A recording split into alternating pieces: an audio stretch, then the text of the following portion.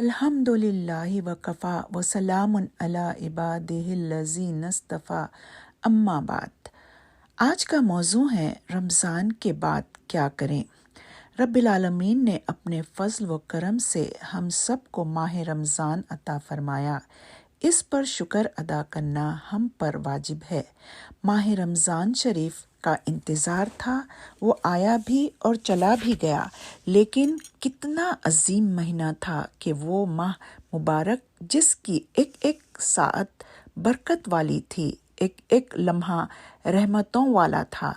رمضان اور عید گزرنے کے بعد شوال کے 6 روزے رکھنے کا اہتمام کریں۔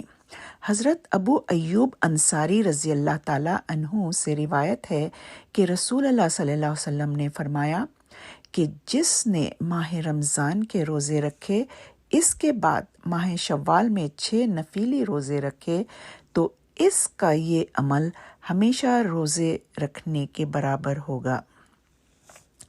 ایک اور جگہ فرمایا، رمضان کے روزے 10 مہینے اور شوال کے 6 روزے 2 مہینوں کے برابر ہیں، اس طرح یہ 1 سال کے روزے ہوں گے۔ یہ روزے عید کے فوراً بعد یا وقفے کے ساتھ مسلسل یا الگ الگ دونوں طرح رکھے جا سکتے ہیں۔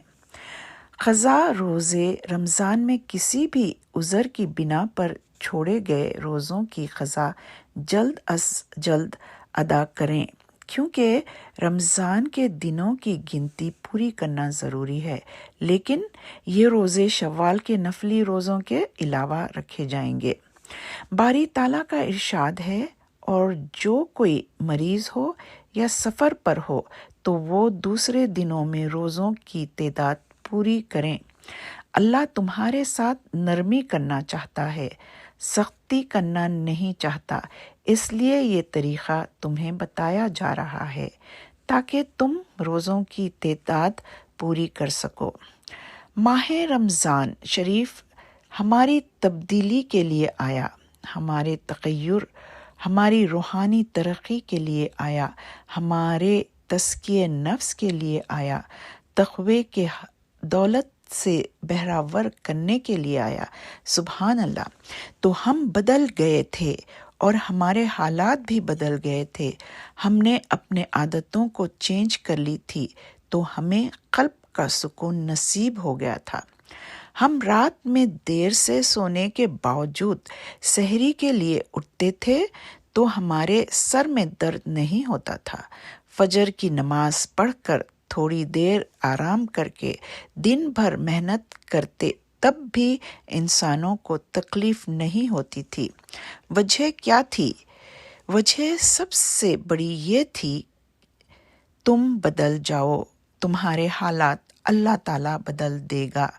تو جب 1 مہینے کے لیے تم بدل گئے تو تمہیں اللہ تعالیٰ نے اتنا سکون دیا۔ اگر پوری زندگی تم اپنے آپ کو بدل ڈالو اور ہمیشہ اپنے آپ کو چینج کر ڈالو، وہ رب کریم تمہارے ہمیشہ کے لیے حالات کو تبدیل کر دے گا۔ آج بدلنے کی ضرورت ہے، آج تبدیلی کی ضرورت ہے۔ آج حالات بڑے خراب ہیں، بہت خراب ہے۔ اگر ہمیں کوئی چیز عزت دے سکتی ہے، کامیابی دے سکتی ہے، نصرت الہی کا حقدار بنا سکتی ہے، رحمت الہی کا حقدار بنا سکتی ہے، تو بس ایک ہی چیز ہے، اور وہ یہ ہے، اللہ تعالیٰ کی طرف پلٹو، اس کے رسول سے قریب ہو جاؤ، بس یہی ایک چیز ہے۔ باری تعالیٰ کا ارشاد سورہ حشر آیت 7، اور رسول اللہ صلی اللہ علیہ وسلم تم کو جو کچھ دے دیا کریں وہ لے لیا کرو، اور جس چیز سے تم کو روک دیں تم رک جایا کرو۔ اس سے ہمیں معلوم ہوا کہ رسول اللہ صلی اللہ علیہ وسلم کی اطاعت میں ہماری کامیابی ہے۔ انسان کی پیدائش کا مقصد باری تعالیٰ کا ارشاد سورہ الذاریات 56 آیت، میں نے جنات اور انسان کو صرف ایک کام کے لیے پیدا کیا کہ وہ میری عبادت کریں۔ انسان کا اصل مقصد زندگی اور اس کے دنیا میں آنے اور دنیا میں رہنے کا اصل مقصد یہ ہے کہ وہ اللہ تعالیٰ کی عبادت کریں۔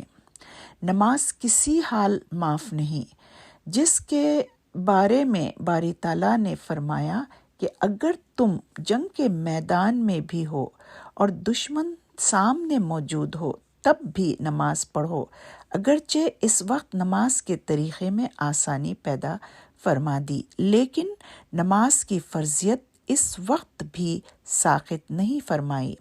باری تعالیٰ کا ارشاد سورہ نساء آیت 103، بے شک نماز اپنے مقررہ وقت پر مومنین پر فرض ہے۔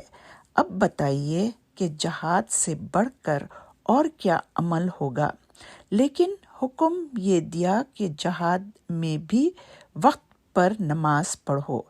بخاری کی روایت، رسول اللہ صلی اللہ علیہ وسلم نے فرمایا، جس نے روزہ رکھ کر جھوٹ بولا اور جھوٹی باتوں پر عمل کرنا ترک نہ کیا تو اللہ تعالیٰ کو اس کے بھوکے رہنے اور پیاسے رہنے کی کوئی حاجت نہیں۔ ماہ رمضان کا ایک عظیم تحفہ قرآن مجید ہمارے پاس رہ جاتا ہے۔ تحفے کی قدر کرنی ہے، اس کے حقوق کو ادا کرنا ہے، اس کی تلاوت بھی، اس کو سمجھنا بھی، اس کے احکامات پر عمل بھی اور اس کے پیغام کو دوسروں تک پہنچانا بھی ہے۔ رمضان میں ایک ماحول اللہ تعالیٰ نے طاری کیا تھا، ماحول کی ایک برکت تھی۔ اب ہمیں خیر اور نیکی کا ماحول پیدا کرنا چاہیے جہاں ہمیں اور آپ کو اسٹرینتھ مل سکے۔ رمضان کے بعد تو یہ ماحول نہیں ہوگا، لیکن رمضان کے بعد تو یہ ماحول نہیں ہوگا، لیکن یہ ماحول کی نیکی اور خیر کے ماحول میں جڑ کر اپنی روحانی ترقی کا اہتمام کر سکے، یہ ماحول تو بنانا چاہیے۔ باری تعالیٰ کا فرمان، سورہ توبہ آیت 119، ترجمہ، اے ایمان والو، اللہ سے ڈرو اور سچے لوگوں کے ساتھ جڑ جاؤ تو خیر اور نیکی کے ماحول میں آنے جانے سے، بیٹھنے سے آدمی سیکھتا ہے، اس کو روحانی ترقی ملتی ہے، اس کو دوسروں کو دیکھ کر موٹیویشن اور ترغیب ملتی ہے۔ وتواصوا بالحق، مل جل کر ایک دوسرے کو حق کی وصیت کرتے رہنا چاہیے۔ ان چیزوں کی پابندی ضرور کریں۔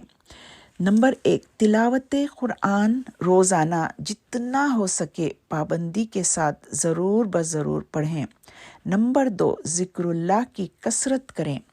اللہ تعالیٰ کو راضی کرنے کے لیے تسبیحات پڑھیں۔ چلتے پھرتے، اٹھتے بیٹھتے اللہ کا ذکر کثرت سے کریں۔ ہاتھوں سے کام کرتے رہیں اور زبان پر اللہ تعالیٰ کا ذکر جاری رہے۔ سبحان اللہ والحمد للہ ولا الہ الا اللہ واللہ اکبر، سبحان اللہ و بحمدہ، سبحان اللہ العظیم، لا حول ولا قوت الا باللہ العلی العظیم۔ ان کے علاوہ درود شریف اور استغفار کی کثرت کریں۔ تیسری چیز، دعا۔ حضرت ابو ہریرہ رضی اللہ تعالیٰ عنہ سے روایت ہے کہ رسول اللہ صلی اللہ علیہ وسلم نے فرمایا، اللہ تعالیٰ کے نزدیک دعا سے بڑھ کر کوئی چیز قدر کی نہیں۔ انہی کی روایت ہے کہ جو شخص اللہ تعالیٰ سے دعا نہیں کرتا، اللہ تعالیٰ اس پر غصہ کرتا ہے۔ نبی کریم صلی اللہ علیہ وسلم نے کیا خوب ارشاد فرمایا، دعا رحمت کی کنجی ہے، عبادت کا مغز، دعا مومن کا ہتھیار ہے، دین کا ستون اور آسمان کا نور ہے۔ لہٰذا دعا کی جائے، دعا لی جائے، دعا دی جائے۔ اللہ تعالیٰ ہم سب کو اپنی رحمت سے ان باتوں پر عمل کرنے کی توفیق عطا فرمائے، آمین۔ سبحان ربک رب العزت عما یصفون وسلام علی المرسلین والحمد للہ رب العالمین۔